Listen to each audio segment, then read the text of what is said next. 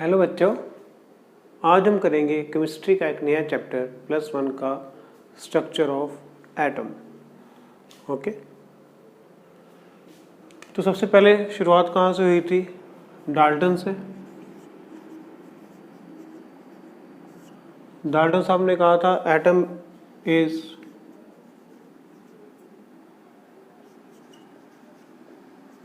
Smallest dense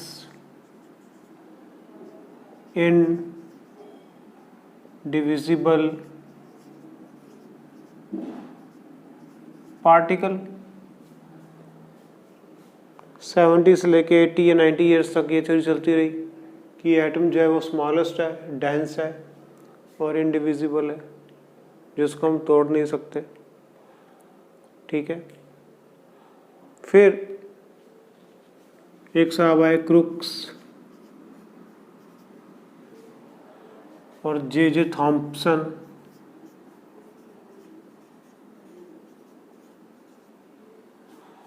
इन्होंने कुछ experiments किए। क्रुक ने क्रुक्स ट्यूब बनाई जिसको डिस्चार्ज ट्यूब बोलते हैं।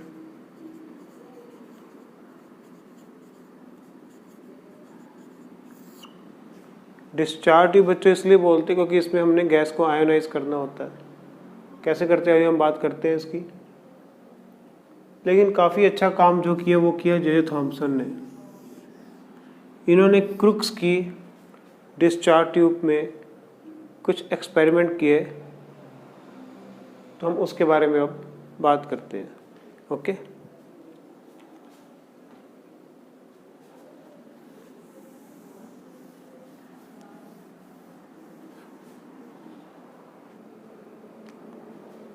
तो विलियम क्रुक्स की जो ट्यूब थी वो इस तरह की थी कुछ।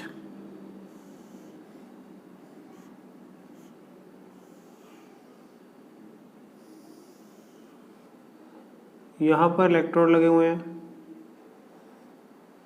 ओके,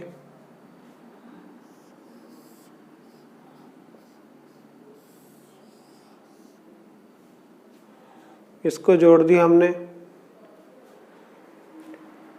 10,000 वोल्ट ऑफ इलेक्ट्रिसिटी से। ये वैक्यूम है जिससे सारी एयर बाहर निकाल दी गई और इसके अंदर क्या भर दी गई? Hydrogen gas. वो भी कम प्रेशर में ही थी, 10⁻³ मिलीमीटर। तो प्रेशर जो है वो लो रखा गया और वोल्टेज हाई रखी गई, और ये जो हमारा पॉजिटिव टर्मिनल है जिसको एनोड बोलते हैं, इसको कर दिया परफोरेटेड।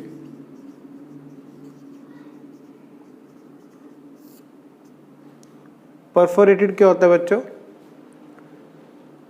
जैसे कि सिंक होल होता है, उसमें छेद वगैरह होते हैं, कि चाय छानते हैं, वो जो होती है चाय छानने वाली, उसमें होल्स होते हैं, ऐसी चीज़ को बोलते हैं परफोरेटेड। ओके, और यहाँ पर भर दी गई हाइड्रोजन गैस, इसको कर दिया परफोरेटेड। ये एनोड है, ये नेगेटिव टर्मिनल का है, तो ये कैथोड है।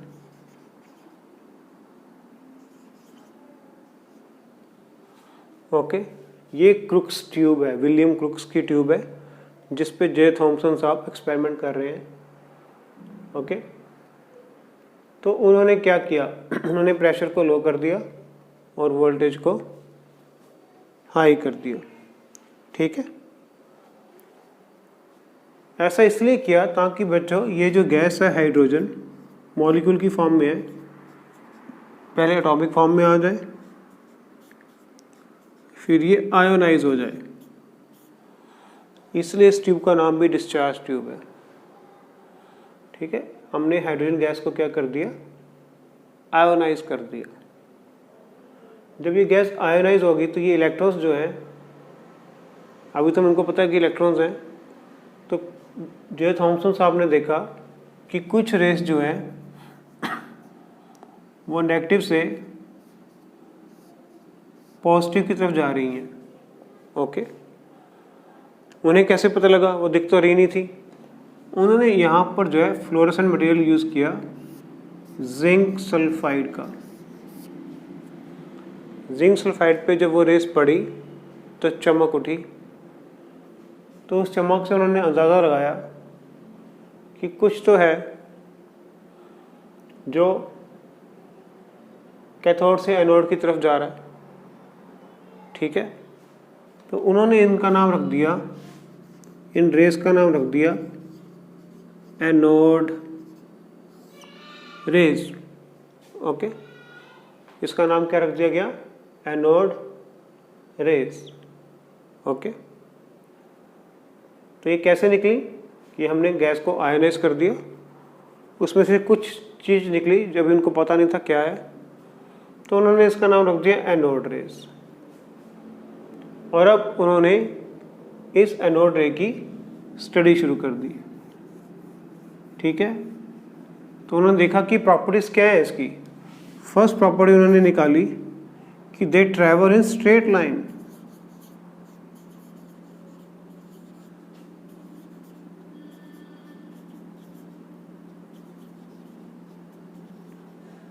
Because they are producing shadow. ये शैडो प्रोड्यूस कर रही थी, तो स्ट्रेट लाइन में चल रही है इसलिए शैडो प्रोड्यूस कर रही है ना। तो फर्स्ट प्रॉपर्टी उन्होंने बताई कि they are moving in a straight line. दूसरी बहुत ही इंपॉर्टेंट प्रॉपर्टी बच्चों, बहुत ही इंपॉर्टेंट है, they are made up of charged particles. इस बात का मतलब क्या है? चार्ज पार्टिकल से मिलकर बनी हुई है। क्यों? उन्होंने यहाँ पर पिन व्हील रखा है, एक आम जो व्हील होता है, जैसे बचपन में हम खेलते होते थे उससे, कागज़ का बना के, है ना, साइकिल के आगे लगा देते थे, साइकिल भागता था तो वो गोल गोल घूमता था। समझ लो उस तरह का पिन व्हील है। ठीक है, ये घूमने लग गया। ये बड़ी अजीब बात है कि ये घूमने लग गया। सपोज हमारे पास एक पिन व्हील है, उसके ऊपर हम लाइट की इंटेंसिटी, लाइट की इंटेंसिटी बढ़ाओ से कम करो, लाइट डालते हैं उसके ऊपर। ठीक है, तो क्या वो घूमने लग जाता है? नहीं ना। अगर पंखा चलाएंगे या कुछ हवा मारेंगे तो वो घूमने लग जाएगा। तो लाइट में ऐसा क्या नहीं है जिससे वो उसको घुमा नहीं पा रही? क्योंकि लाइट में मास नहीं होता, इसलिए वो उसको घुमा नहीं सकती। लेकिन ये जो रेस निकल रही हैं, ये व्हील को घुमा रही हैं। इसका मतलब ये मासलेस नहीं है, कुछ मास है इनमें। ठीक है, वो मास कहाँ पर है? चार्ज पार्टिकल्स में छुपा हुआ है। एक नया वर्ड आया है इसमें कि ये जो है ये मैटर वेव्स हैं। वो वेव्स जो मैटर से बनी हुई हैं। ठीक है, क्योंकि फैन घूम रहा है, इसमें क्या आ रही है? काइनेटिक एनर्जी आ रही है। काइनेटिक एनर्जी तभी आएगी जब मास होगा हाफ एम वी स्क्वायर। तो पूरा जो हमारा बच्चों चैप्टर है इन्हीं इस वर्ड के ऊपर बेस्ड है, मैटर वेव्स। कुछ साइंटिस्ट बोलेंगे कि ये जो रेज निकल रही हैं ये मैटर वेव्स हैं। ठीक है, इनमें मास है। कुछ बोलेंगे नहीं जी, ये तो सिंपल वेव है, मासलेस।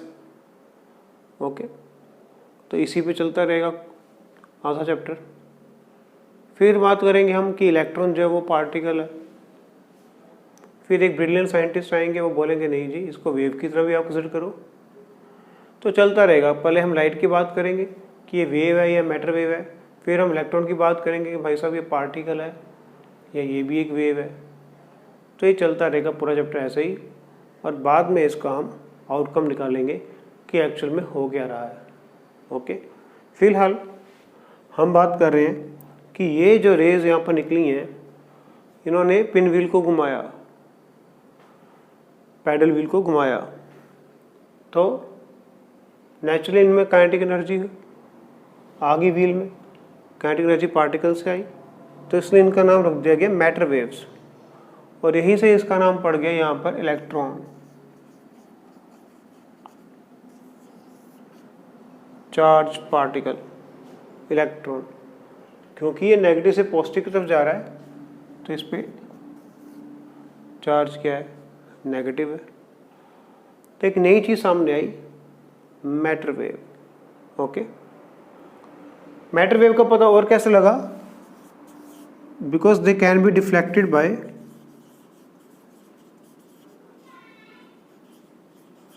Magnetic field.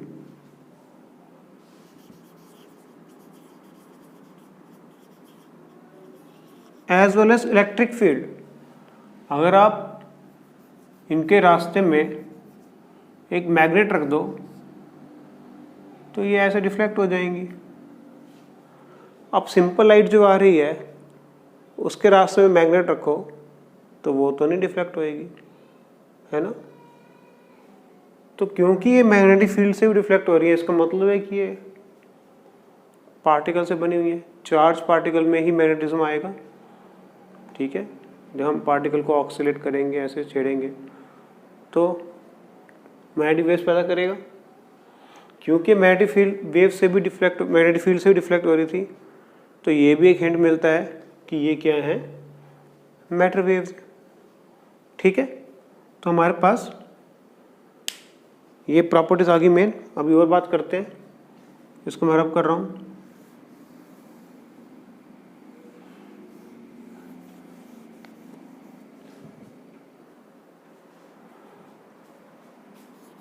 चौथा पॉइंट ये देख लो कि दे शो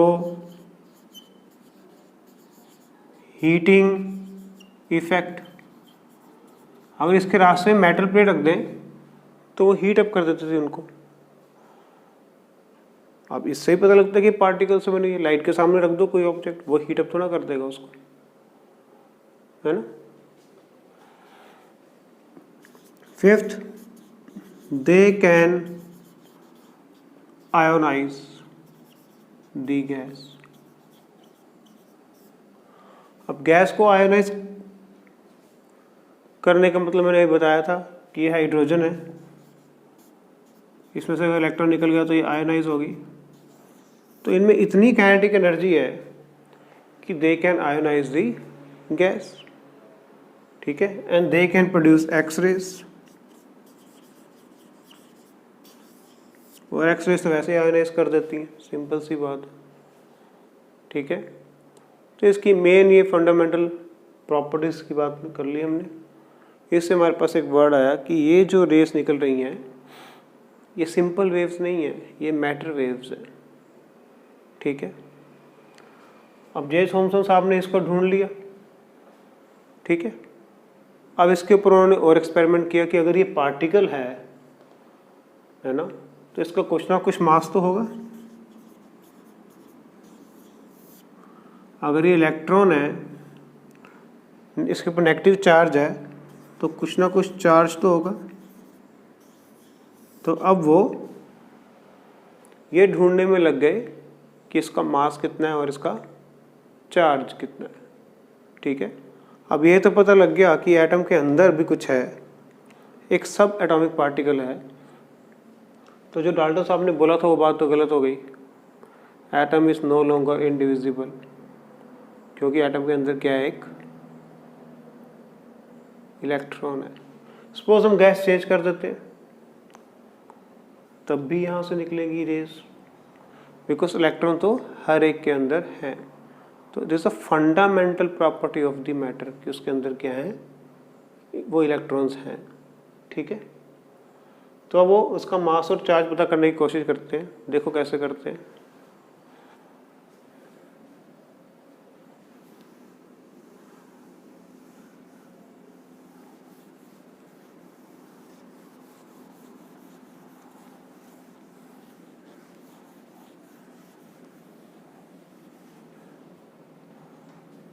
इस ट्यूब को हम एक और तरीके से बना लेते हैं।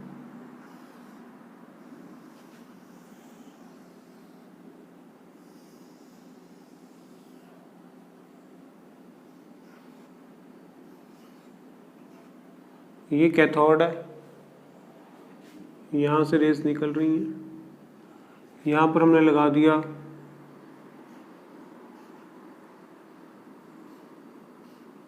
इलेक्ट्रिक फील्ड, जिसका ये नेगेटिव पार्ट है, ये पॉजिटिव पार्ट है। ओके, साथ में लगा दिया एक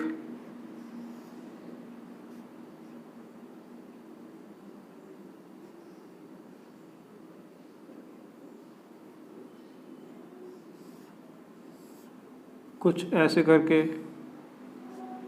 मैग्नेटिक फील्ड,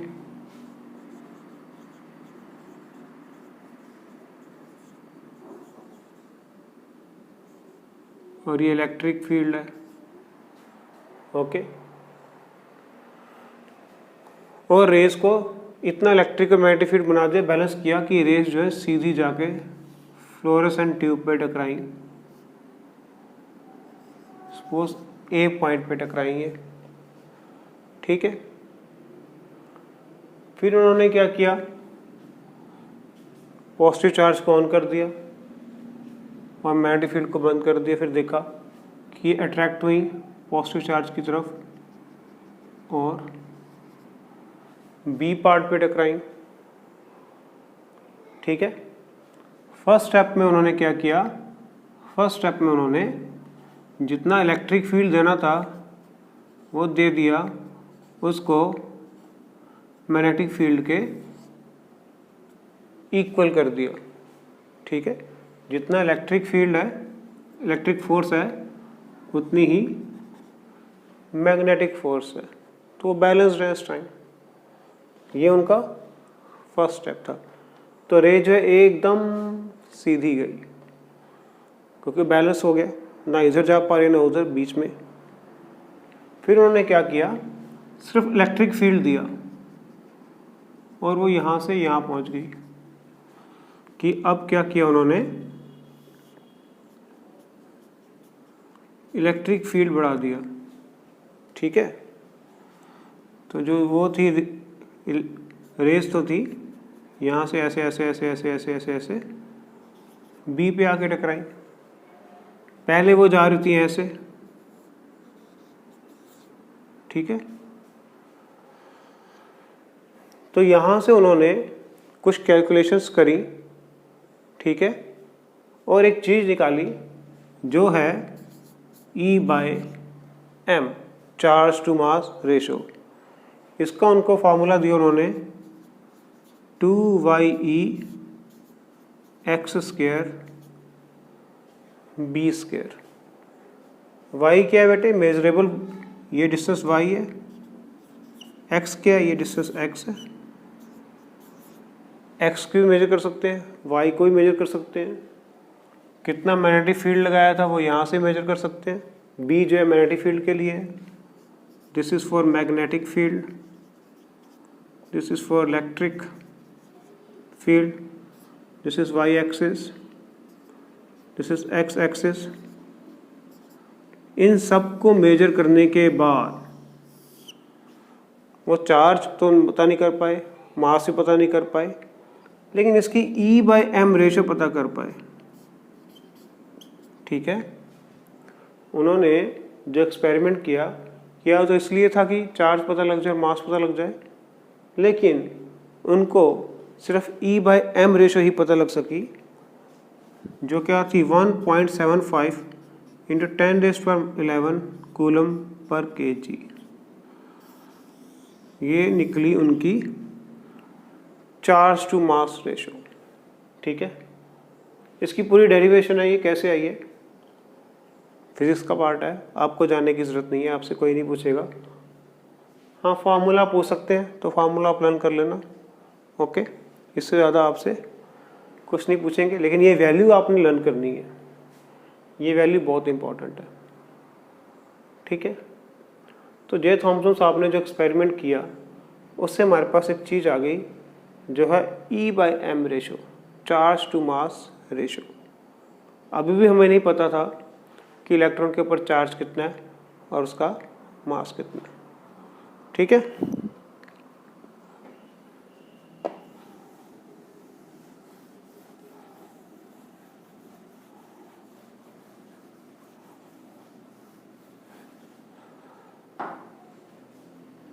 फिर एक और साहब आए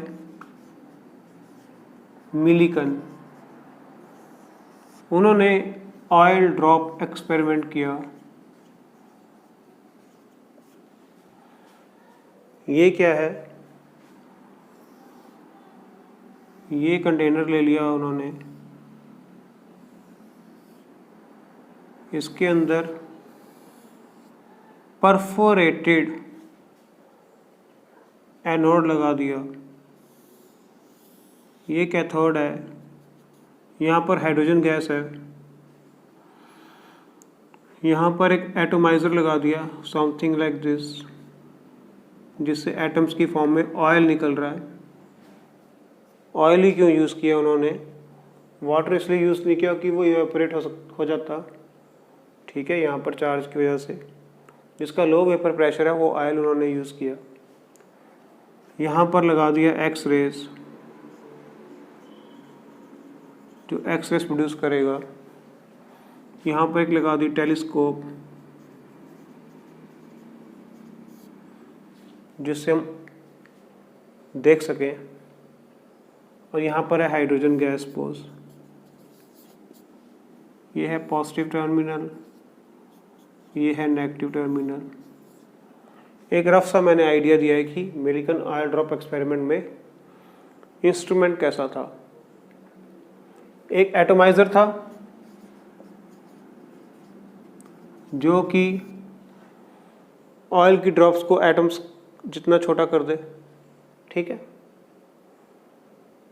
एक पॉजिटिव प्लेट, एक नेगेटिव प्लेट, ये जो थी परफोरेटेड थी। परफोरेटेड बेटे इसलिए थी ताकि ऑयल की ड्रॉप्स नीचे गिर सके। तो सपोज ऑयल की ड्रॉप नीचे आई, यहाँ से होते हुए यहाँ पहुँच गई। ठीक है, ये क्या है, ऑयल ड्रॉप है। इसने क्या किया, इस ऑयल ड्रॉप ने एक इलेक्ट्रॉन को कैप्चर कर लिया, क्योंकि यहाँ पर इलेक्ट्रॉन्स हैं। हाइड्रोजन गैस आयनाइज हो चुकी है, अभी बात की थी ना, एक्स रेज की प्रेजेंस में हाइड्रोजन गैस क्या हो जाती है, या कोई भी गैस क्या होती है, आयनाइज हो जाती है। तो इस ऑयल ड्रॉप, ये ऑयल ड्रॉप अब गिर रही है नीचे बिकॉज ऑफ ग्रेविटी। इस पे ग्रेविटी लग रही है, तो ग्रेविटेशन फोर्स लग रही है, तो इसको ग्रेविटेशन फोर्स मान लो। ठीक है, ग्रेविटेशनल फोर्स।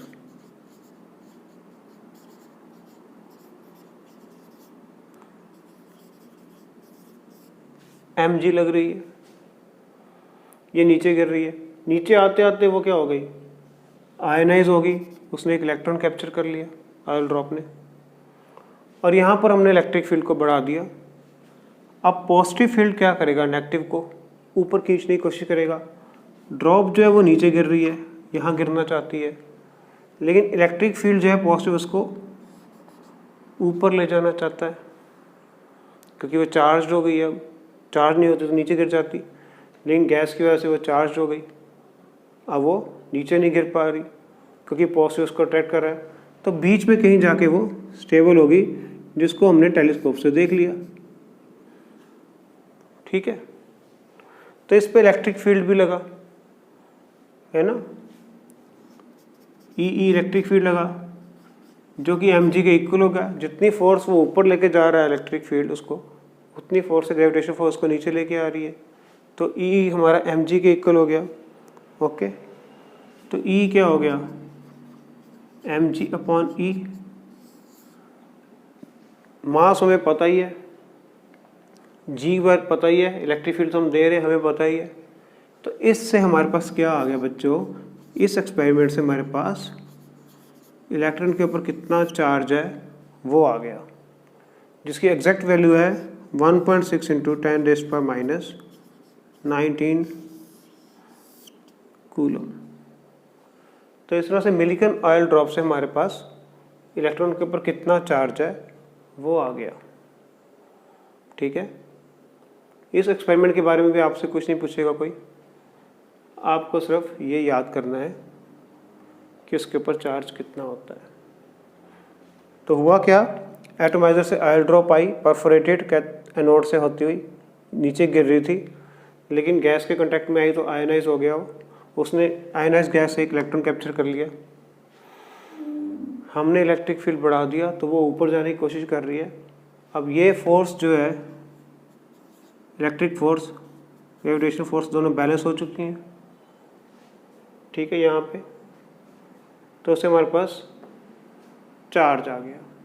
अब हमारे पास E/m रेशो भी है और हमारे पास चार्ज भी है। तो अगर हम चार्ज को E/m से डिवाइड कर दें, यानी कि 1.6 × 10⁻⁻19 को 1.75 × 10⁻11 से डिवाइड कर दें तो हमारे पास मास आ जाएगा। ई से ही कट जाएगा, मास आ जाएगा। और मास कितना है इसका, 9.1 × 10⁻31 kg। तो अब जो वो फंडामेंटल पार्टिकल है या सब एटॉमिक पार्टिकल है, उसका हमारे को मास भी पता लग गया, उसका हमें चार्ज भी पता लग गया, E/m रेशो तो पहले से ही पता थी। तो अब हमें पता लग गया कि वो जो चार्ज पार्टिकल है उसके ऊपर -1.06 × 10⁻⁻19 का चार्ज है और उसका मास कितना है, 9.1 × 10⁻31 kg। Okay, clear.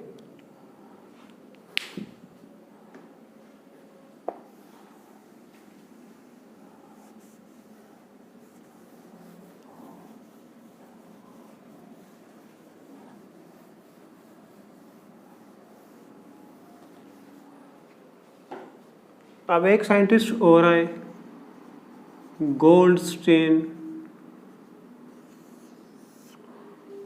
अब डिस्कवरी ये हो रही थी कि और क्या हो सकता है एटम के अंदर। तो काफ़ी लोगों ने एक्सपेरिमेंट किए लेकिन कामयाब गोल्डस्टीन हुए। इन्होंने क्या किया, क्रूज ट्यूब में थोड़ा सा, ट्यूब वैसी ही थी सेम, ट्यूब में कोई चेंज नहीं था, वही वैक्यूम था, यही हमारा कैथोड है और ये एनोड है ना, ये एनोड है और ये कैथोड है। लेकिन उन्होंने अब इसको परफोरेटेड कर दिया। एक तो उन्होंने ये किया कि उन्होंने एनोड को परफोरेटेड कर दिया,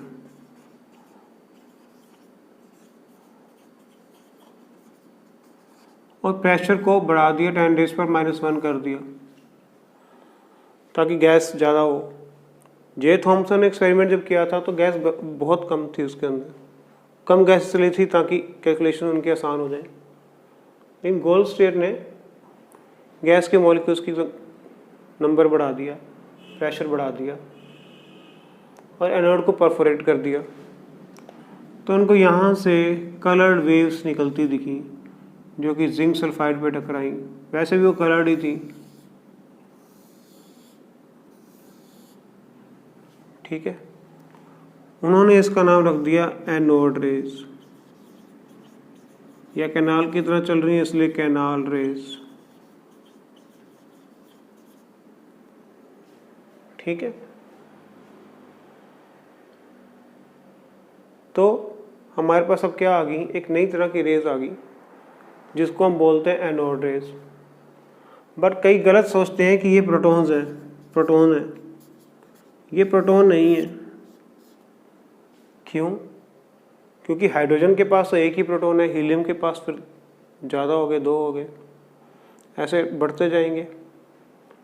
तो ये प्रोटॉन से नहीं, प्रोटॉन नहीं है ये जो रेज है, इसको प्रोटॉन कहना गलत बात है, ठीक है। एक्चुअल में हो क्या रहा है कि कोई पार्टिकल है उसमें से इलेक्ट्रॉन निकल गया, जब सपोज ये ऐसा है, ये इसका न्यूक्लियस है और ये इलेक्ट्रॉन है, इलेक्ट्रॉन जब निकल गया, ये इलेक्ट्रॉन चला गया एनोड की तरफ, तो बचा क्या, सिर्फ न्यूक्लियस बचा।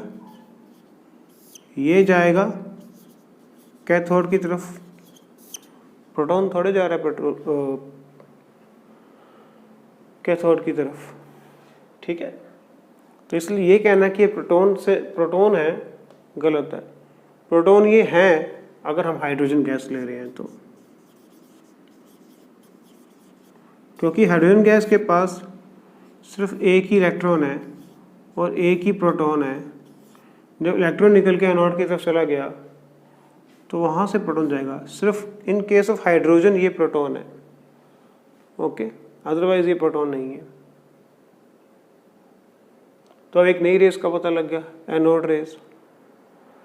इसकी भी प्रॉपर्टीज़ को स्टडी किया गया, सेम प्रॉपर्टीज़ हैं इसकी भी, वही स्ट्रेट लाइन में चलना, वही पैडल व्हील को घुमाना, यानी कि ये भी एक पार्टिकल वेव्स है, मैटर वेव्स है ना।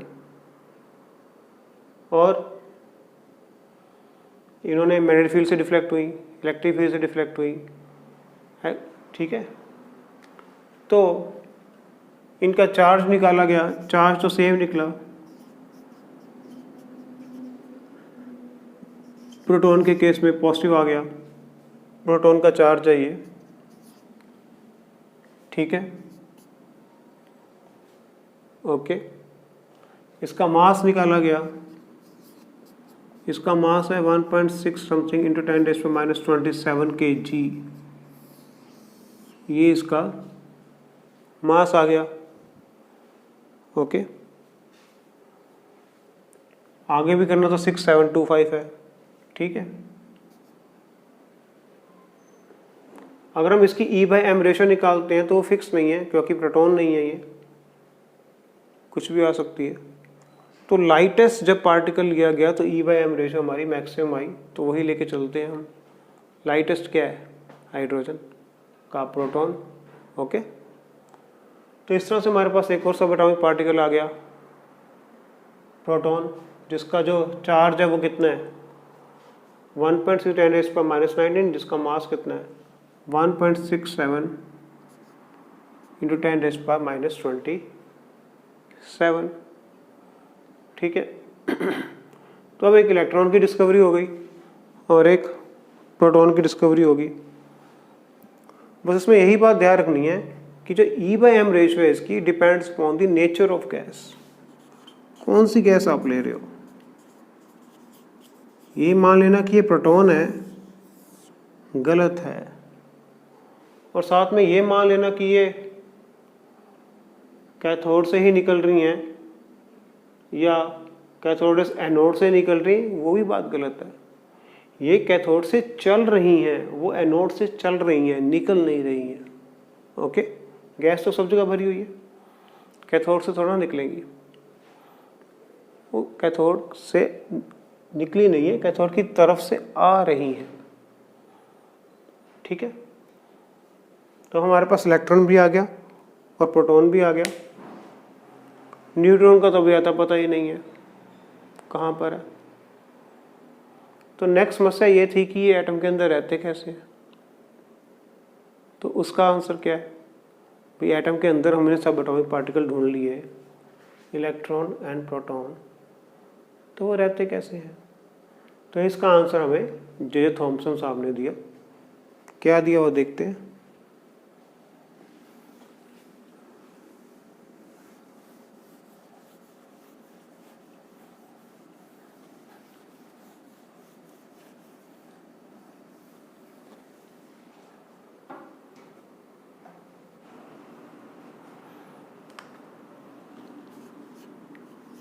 जे थॉमसन साहब ने हमें दिया प्लम पुडिंग मॉडल।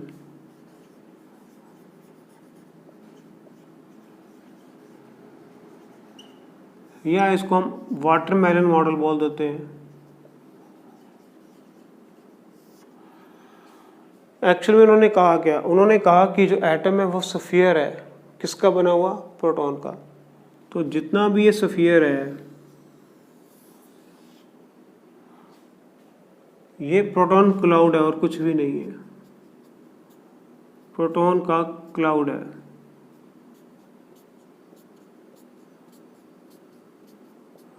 प्रोटॉन ही प्रोटॉन है।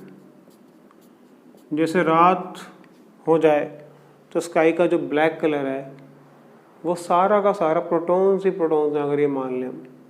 और जो स्टार्स हैं वो इलेक्ट्रॉन्स हैं, और उनका electrons are embedded in a sea of protons. ठीक है, उन्होंने कहा electrons are embedded in sea of protons।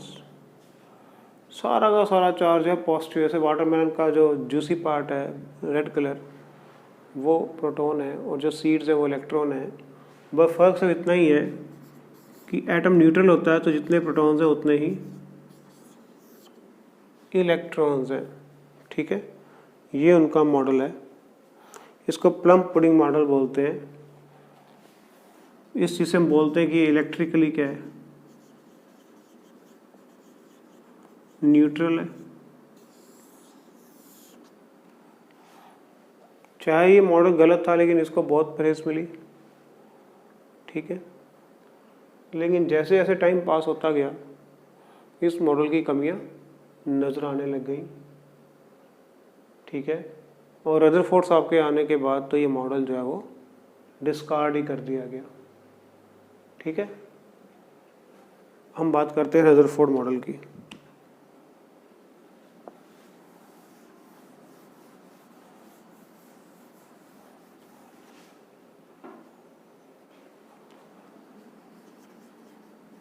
जो रदरफोर्ड साहब हैं वो रेडियो एक्टिविटी पे काम कर रहे थे। ठीक है, तो उनकी टीम ने बताया कि जब वो अल्फा रेस पास करते हैं, alpha particles are nothing but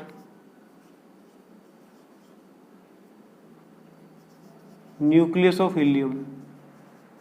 क्यों? अल्फा पार्टिकल पे का जो एटॉमिक नंबर है, मतलब हीलियम का एटॉमिक नंबर कितना है, 2 है, और 4 इसके पास क्या है, मास है इसका। तो अगर हम हीलियम के पार्टिकल में से, ये प्रोटॉन है इसमें, ये न्यूट्रॉन है इसमें से, ये 2 इलेक्ट्रॉन है, इनको अगर हम निकाल लें तो हमारे पास क्या बचेगा, न्यूक्लियस, है ना। तो ऐसा ही है, हीलियम पार्टिकल के ऊपर चार्ज जो है वो 2 का है और उनका मास क्या है, 4 है। तो अब ये याद करके चलो कि हीलियम पार्टिकल जो है पॉजिटिव पार्टिकल है जिनका मास जो है वो 4 है और इनके ऊपर चार्ज कितना है, +2 का चार्ज है। तो ये पॉजिटिव पार्टिकल्स हैं।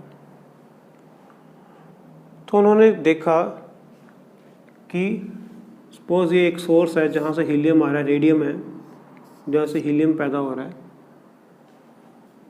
यहाँ पर ये फ्लोरेसेंट स्क्रीन है, यहाँ पर गोल्ड है, गोल्ड फॉयल है, सपोज ऐसे है कुछ। ठीक है, इसमें से जो रेस निकल रही हैं वो सीधी स्ट्राइक कर रही हैं, ऐसा समझ लो। कुछ रेस जो है इधर उधर जा रही हैं, एक आधी रेस सपोज यहाँ पर वापस आ रही है कहीं से, ऐसे समझ लो, कहीं से भी आ रही है। इसको थोड़ा छोटा कर लो। ठीक है, तो उन्होंने देखा, क्या ऑब्जर्वेशन की कि जो ये गोल्ड के पार्ट हैं, गोल्ड फॉयल ली है, उसके सपोज ये एटम्स हैं, ये फ्लोरेसेंट स्क्रीन है, तो बहुत सी रेज 99.9% रेज जो हैं वो सीधी की सीधी जा रही हैं, अनडिफ्लेक्टेड।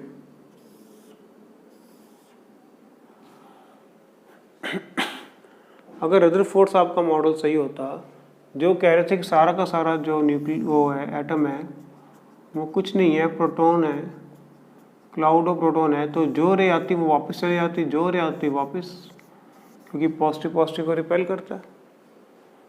लेकिन यहाँ तो कुछ उल्टा ही हो रहा है कि 99.9% रेस जो है वो आर पार जा रही है और कुछ रेस जो है 1% में से डिफ्लेक्ट हो रही हैं और एक आधी रे जो है वो वापस जा रही है। ठीक है, तो उन्होंने क्या ऑब्जर्वेशन निकाला,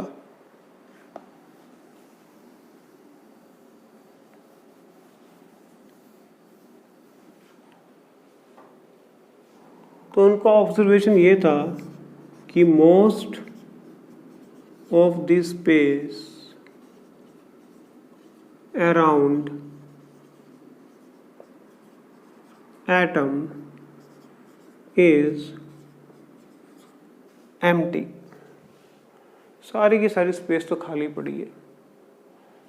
there is something heavy in the centre, something heavy in centre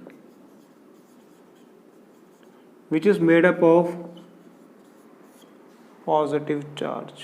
Why? Because alpha rays positive है, पॉजिटिव पॉजिटिव को रिफ्लेक्ट कर सकता है। ठीक है, और तीसरा उन्होंने लगाया कि हैवी क्यों बोला, बिकॉज बहुत ही भारी है वो। उन्होंने इसका नाम रख दिया कि न्यूक्लियस है ये, और उन्होंने कहा कि प्रोटॉन जो है वो यहीं पे रहता है। ऐसा नहीं है कि प्रोटॉन सब जगह फैला हुआ है जैसे जे थॉमसन साहब ने बोला था। रदरफोर्ड साहब ने बोला कि ऐसा नहीं है, प्रोटॉन जो है वो न्यूक्लियस के अंदर रहता है और इलेक्ट्रॉन जो है वो न्यूक्लियस के बाहर रहते हैं।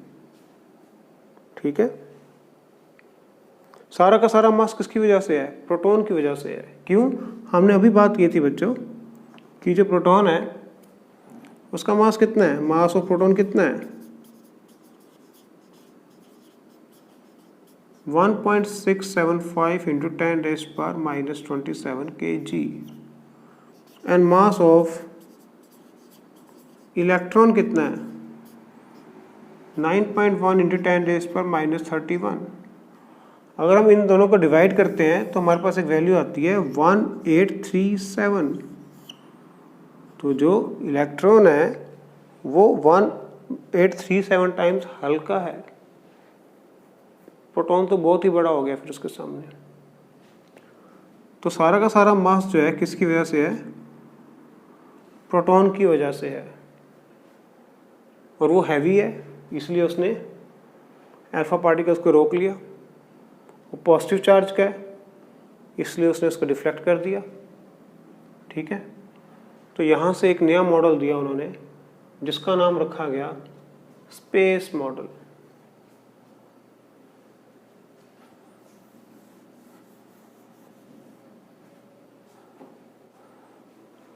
तो इस मॉडल को बोलते हैं स्पेस मॉडल। उन्होंने कहा कि इलेक्ट्रॉन उन्हें बहुत जीनियस बात बोली थी कि जो ये इलेक्ट्रॉन है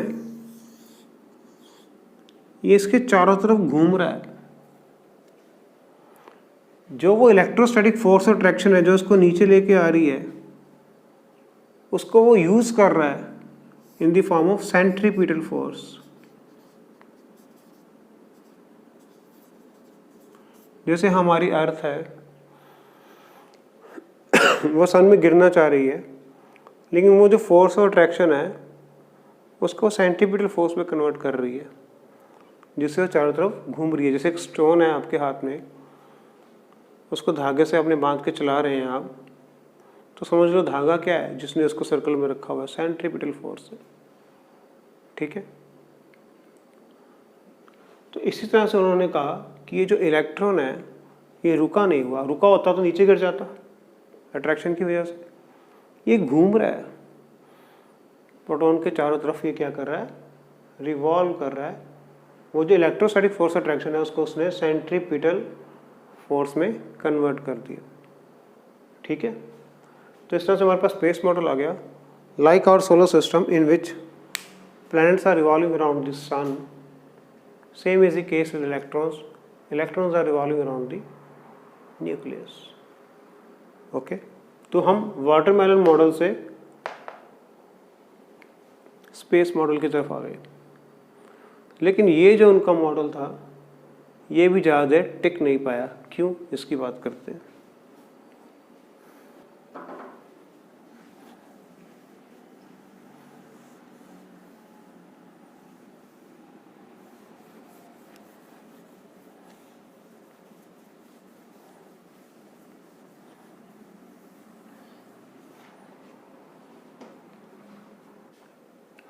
अब हम बात करते हैं फेलियर ऑफ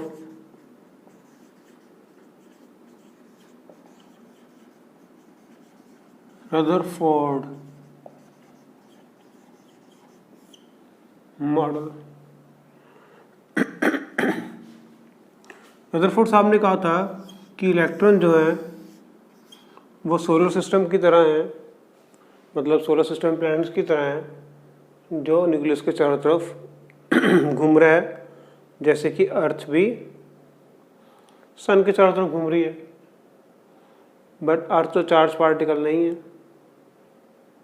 ये तो चार्ज पार्टिकल है। और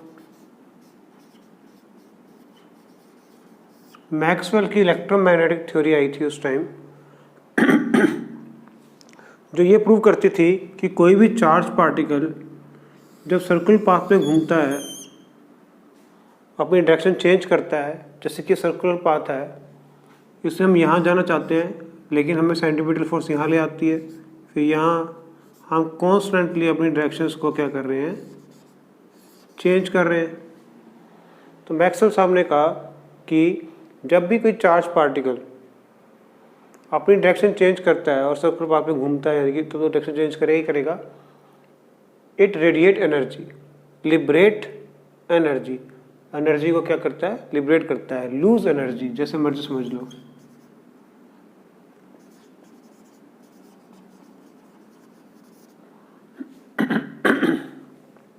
तो अगर ये इलेक्ट्रॉन एनर्जी लूज कर रहा है तो धीरे धीरे धीरे धीरे ये न्यूक्लियस में आके गिर जाएगा और एटम जो है टूट जाएगा, अनस्टेबल हो जाएगा। बट ऐसा तो होता ही नहीं है, एटम तो स्टेबल है। तो रदरफोर्ड साहब स्टेबिलिटी ऑफ एटम को नहीं बता पाए। जो मैक्सवेल की इलेक्ट्रोमैग्नेटिक थ्योरी थी, जो ये प्रूव कर रही थी कि चार्ज पार्टिकल जो है वो एनर्जी लूज करता है, एनर्जी लूज करेगा तो नीचे ही गिरेगा इलेक्ट्रॉन। इलेक्ट्रॉन उस बात को सेटिस्फाई कर रहा था, इलेक्ट्रॉन एक चार्ज पार्टिकल है जो सर्कुलर पाथ में घूम रहा है और धीरे धीरे वो एनर्जी लूज कर देगा, है ना। तो एक पॉइंट तो ये हो गया। दूसरा था लाइन स्पेक्ट्रम, जिसको हम डिस्क्रीट स्पेक्ट्रम भी बोलते हैं। बेटो, जैसे हमारे फिंगरप्रिंट्स हैं जो किससे मैच नहीं करते हैं, ऐसे ही एटम के भी फिंगरप्रिंट्स होते हैं एलिमेंट्स के। हीलियम का अलग है, सोडियम का अलग है, हाइड्रोजन का अलग है। वो जो स्पेक्ट्रम प्रोड्यूस कर रहे हैं वो अलग अलग स्पेक्ट्रम है। हीलियम का अलग है। हम कैसे स्पेक्ट्रम प्रोड्यूस करते हैं, हाइड्रोजन को के अंदर से सपोज लाइट पास की तो यहाँ पर हमारे पास स्पेक्ट्रम आ गया, तो वो हाइड्रोजन का स्पेक्ट्रम है। इसके बारे में हम डिटेल में बात करेंगे आने वाले टाइम में, क्योंकि हमारा पूरा टॉपिक होगा स्पेक्ट्रम के ऊपर। ये स्पेक्ट्रम जो कॉन्टिन्यूस स्पेक्ट्रम नहीं से लाइट का होता है, ये डिस्क्रीट स्पेक्ट्रम है। जैसे बार कोड होता है आपका, कहीं पे लाइंस है कहीं पे नहीं है, सपोज इस तरह का होता है, ठीक है। तो ये स्पेक्ट्रम बना क्यों रहे हैं, क्या रीज़न है ये स्पेक्ट्रम बना रहे हैं, इस बात का रदरफोर्ड मॉडल के पास कोई आंसर नहीं था कि चलो स्पेक्ट्रम बना रहे हैं लेकिन क्यों बना रहे हैं, है ना। कुछ तो बात होगी। तो हमने अब एक नए मॉडल की तरफ चलना है जिसका नाम है बोहर्स एटॉमिक मॉडल। लेकिन उससे पहले क्या क्या डेवलपमेंट हुई उनकी बात करेंगे।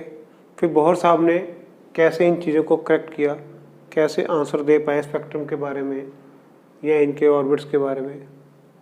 ठीक है, ये टॉपिक क्लियर है? रब कर दूं?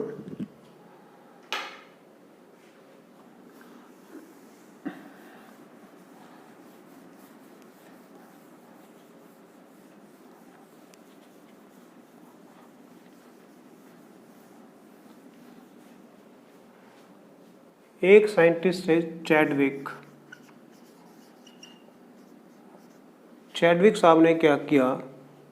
चैडविक साहब ने बेरिलियम के ऊपर हीलियम पार्टिकल्स का अटैक करवाया तो उससे कार्बन आया और साथ में एक नई चीज़ आई, न्यूट्रॉन। 4 + 2 6, 9 + 4 13, 13 में से 12 यहाँ पर और एक यहाँ पर, जिसका अंदाज़ा जे थॉमसन साहब को पहले से ही था, बट वो बता नहीं पा रहे थे कि क्या है। तो चैडविक साहब ने न्यूट्रॉन की डिस्कवरी की और बोला कि न्यूट्रॉन का मास जो है वो उतना ही है, थोड़ा सा ज़्यादा है प्रोटॉन से, और इसके ऊपर जो चार्ज है वो है ही नहीं, न्यूट्रल है ये, इसलिए इसकी E/m रेशो का मतलब ही नहीं बनता कुछ। तो हमें पता लग गया कि जो एटम है उसके अंदर न्यूक्लियस है, न्यूक्लियस अंदर प्रोटॉन्स हैं और न्यूट्रॉन्स हैं और इलेक्ट्रॉन कहीं बाहर हैं। ठीक है, अगर एटम के साइज़ की बात करें तो साइज ऑफ एटम की बात करें तो वो 10⁻⁻10 एंगस्ट्रॉम की रेंज में है। और साइज ऑफ न्यूक्लियस की बात करें तो फर्मी में है, 10⁻⁻15 है। तो एटम तो बहुत ही बड़ा है, 1 लाख टाइम्स बड़ा है न्यूक्लियस से। ठीक है, जैसे क्रिकेट का फील्ड है, बहुत ही बड़ा है, पिच तो छोटी सी है, लेकिन वो पिच उसके मुकाबले में बहुत बड़ी है, ये तो बहुत ही छोटा हो गया। ठीक है, तो इस तरह से हमारे पास 3 सब एटॉमिक पार्टिकल्स आ गए, प्रोटॉन, न्यूट्रॉन एंड इलेक्ट्रॉन। ठीक है, तो हमने एटम को रिप्रेजेंट कैसे करना है? ठीक है, Z फॉर एटॉमिक नंबर और A for mass number. Okay,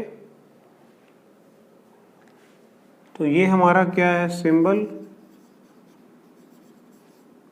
ये क्या है? Atomic number. और ये क्या है? Mass number. तो इस तरह से हम किसी एलिमेंट को रिप्रेजेंट करते हैं कि X A Z, जैसे कि सोडियम 11 23, 11 उसका एटॉमिक नंबर है और 23 उसका क्या है? मास नंबर है।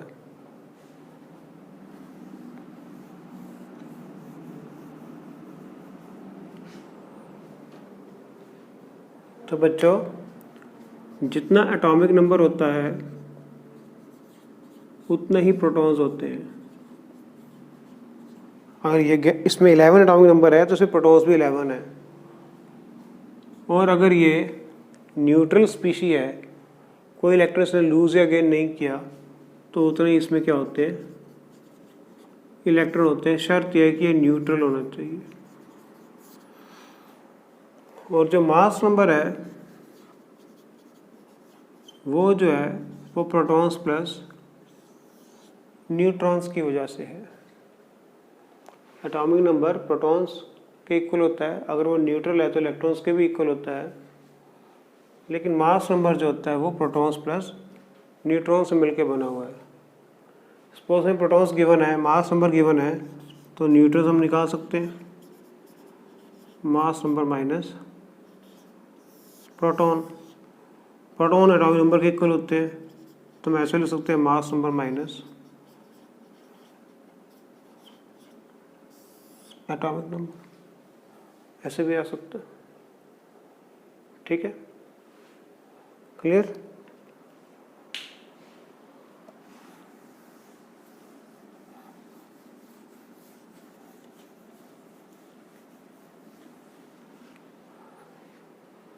अब हम बात करते हैं आइसोटोप्स की।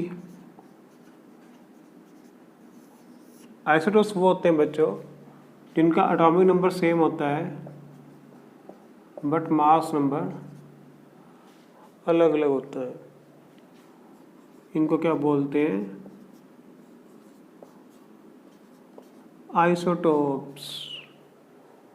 ठीक है, एक होते हैं isobars which have same mass number but different atomic number। इनको क्या बोलते हैं? आइसोबार्स। इनमें क्या होता है? Same atomic number, different mass number. इनमें होता है सेम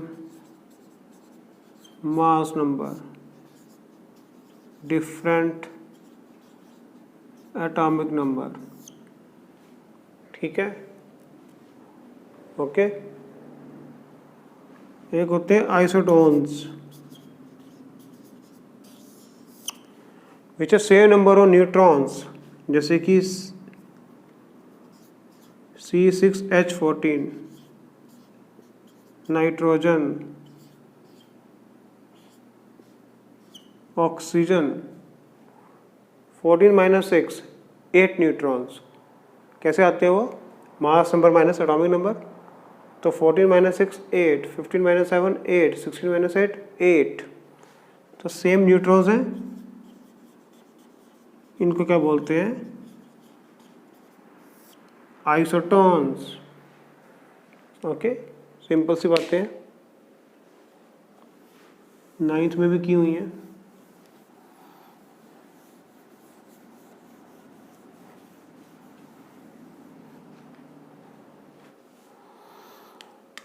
और एक होते हैं iso electronics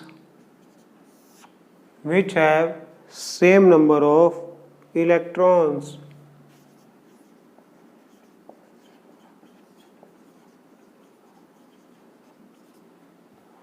okay, same number of electrons, जैसे कि O2 negative, F negative, sodium plus, magnesium 2 plus, aluminium 3 plus, neon.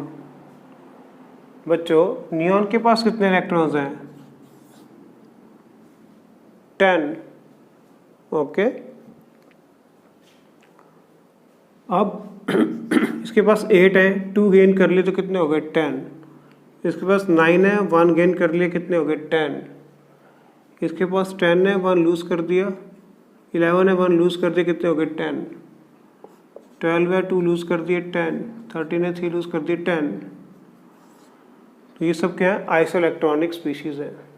ठीक है, जिसका नंबर इलेक्ट्रॉन्स नियॉन से मिल रहे हैं। तो ऐसी स्पीशीज को हम बोलते हैं आइसो इलेक्ट्रॉनिक्स। ठीक है, छोटे छोटे से हैं ये। कोई क्वेश्चन पूछ ले इनमें से कौन से आइसो इलेक्ट्रॉनिक्स हैं, तो हम बोलेंगे सारे के सारे क्या हैं?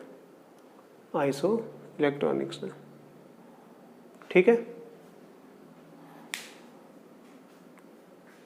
तो बच्चों आज हमने पता कर लिया कि जो एटम है, जो डाल्टन साहब ने बोला था इनडिविजिबल है, वो डिविजिबल है। उसमें इलेक्ट्रॉन्स भी होते हैं, प्रोटॉन्स भी होते हैं और न्यूट्रॉन्स भी होते हैं। ठीक है, उम्मीद है आपको समझ में आ गया होगा। आज का वीडियो इतना ही। गुड नाइट बच्चों।